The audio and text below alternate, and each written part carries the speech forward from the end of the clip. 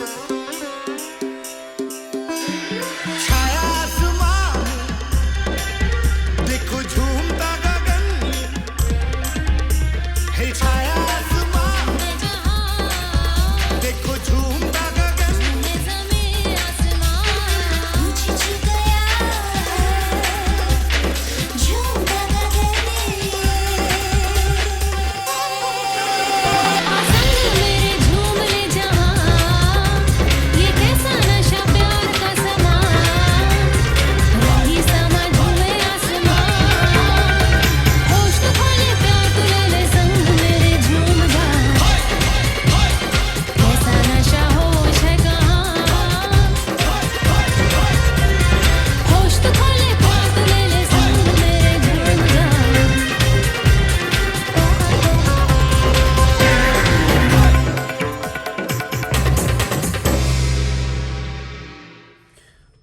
Hi folks, you're watching GORO Band Official YouTube channel. Welcome. So this is the movie that I was influenced, Chapter 2. Today I'm gonna pick the movie The Karate Kid.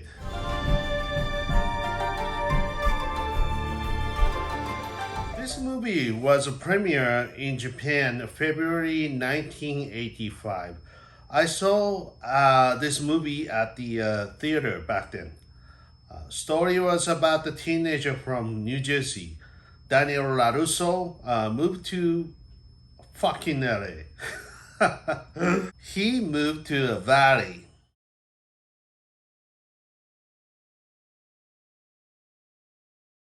He struggled to adjust himself in the new environment. I can totally relate to Daniel. I also moved from the East Coast to West Coast, from Queens, New York to Los Angeles, California. Specifically, I really want to mention about the cultural aspect of this movie, along with my personal experience, because this movie tells a lot about the cultures. First off, let's focus on where Daniel is from. He's from Newark, New Jersey. I assume the population was just about the 270,000 people back in the 1984. Statistics of the diversity is 50% for black people, white people 28%, 16% for Hispanic and other race, and 1.88% for Asians. So it's pretty diverse comparing with the other cities in the United States. Daniel is a descendant of the Italian immigrants, according to his last name LaRusso. There are a lot of Italian Americans in New Jersey. Old Italian immigrants literally built their community there in old days. That actually makes contrast to rich kids from the Encino, where Daniel's new girlfriend Ali and the bullies from the Cobra Kai dojo grew up. Let me talk about the Valley. Valley is a pretty diverse area of Los Angeles County, but it means different from, for example, diverse in Queens, New York. This is my personal experience. For example, Queens, New York is melting pot, especially where I used to live, Astoria, New York. There are many, many immigrants. Started off with the old Italians, just like in New Jersey, and Greeks took over the neighborhood, and some Irish Americans, new immigrants like Bangladeshis, Japanese, former Yugoslavian, Croatian, Bosnian, Serbian, and Czech people, Hungarians, some Slovaks, and Brazilians, Bolivians, and Indians, and Mexicans, Egyptians, Moroccans, so like Arabs and Muslims too. So it's very, very diverse. So that's what diverse means in Queens, New York. But if you go to the valley, it's more of like Encino Hills is, for example, a very rich area, and Utranda Hills and Sherman Oaks, very nice. But and if you go not so far away, there's Reseda, which Daniel moved in, which is like maybe not so as good neighborhood as the Encino or Woodland Hill. Uh, Granada Hill, it's more like a family oriented, but it's probably like a lower middle class. And they go to same school, like public school in the area. So I have a friend. He's from the Granada Hill, like not as fancy as the other neighborhood, but then his classmate is the son of a very famous actor. And yeah, racially also mixed, but the not as mixed as the like Queens, New York. That's the one thing really kind of like as my point of view. LA is diverse yet not quite mixed, so sort of like it's a little separated. Even though if you go to the school, the groups and of the races, Daniel looked a little different from the kids from Encino. They're awfully rich, and then Daniel is bullied because like he started to be interested in the rich girl from the Encino, and she's like let's say American sweetheart. It's like a cherry pie kind of a girl, Ralph Macho, who is playing Daniel LaRusso, and Elizabeth Shue, who is playing Ari Mills. They had the two shots together, and one of the directors described them like cannoli meets strawberry shortcake. That is one aspect of the movie, the difference. And then let's talk about another cultural thing for this movie. It's about the Mr. Miyagi.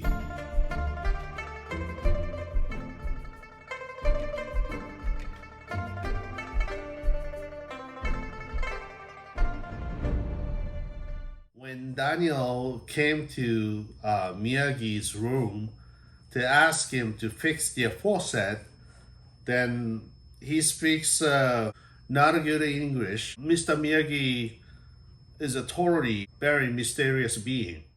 And all of a sudden, one night, Daniel was beaten up by all the bullies. Mr. Miyagi showed up and rescued Daniel. And also, the movie shows about his background. He's from Okinawa, and then he moved to Hawaii. He's an immigrant, and then he went to the war as the 442nd Regiment Combat Group, which is formed by all Japanese Americans. So here's the thing: that this is incorrect information. I did all my research for myself. I got this information from National Japanese American Museum.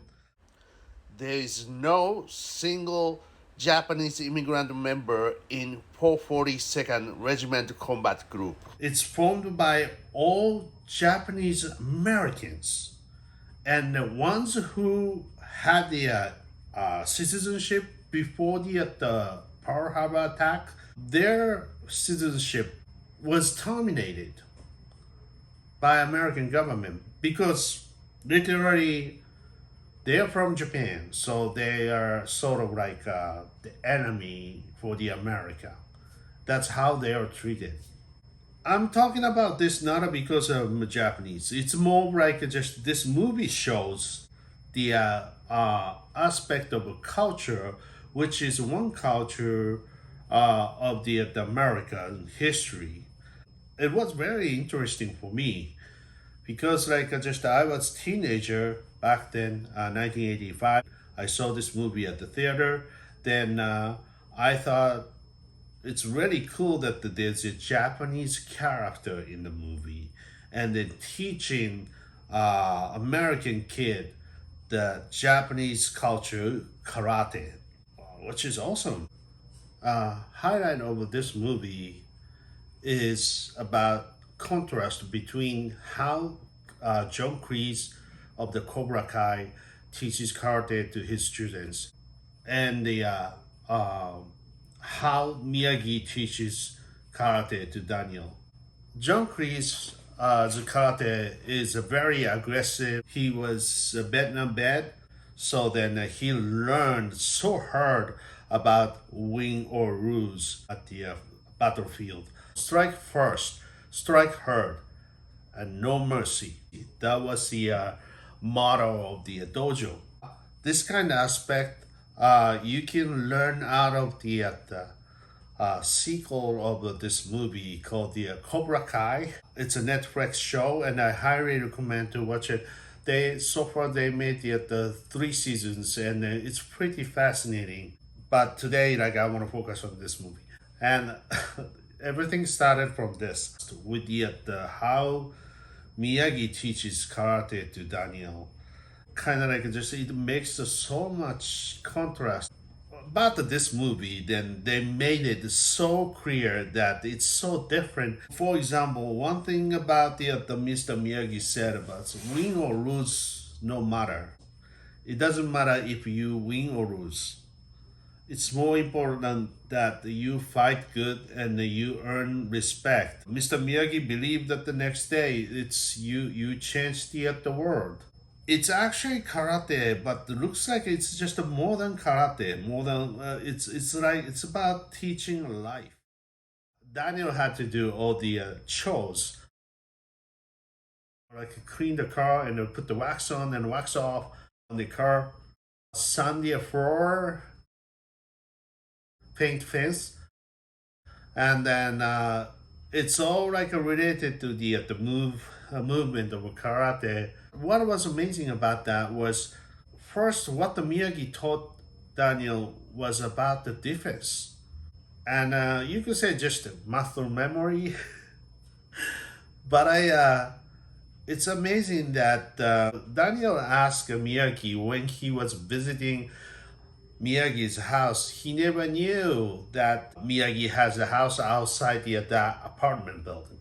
Then Miyagi just told Daniel that not everything as it seems. That's the things he really tried to say. And everything is you gotta just try. In Japan, for example, it's remind me of the how to be trained to be a sushi chef. If you learn how to be a sushi chef in Japan, you just start to learn from the how to pour the tea. For example, when you see customers, customers on the tatami room, and then you learn how to organize the shoes, something like that.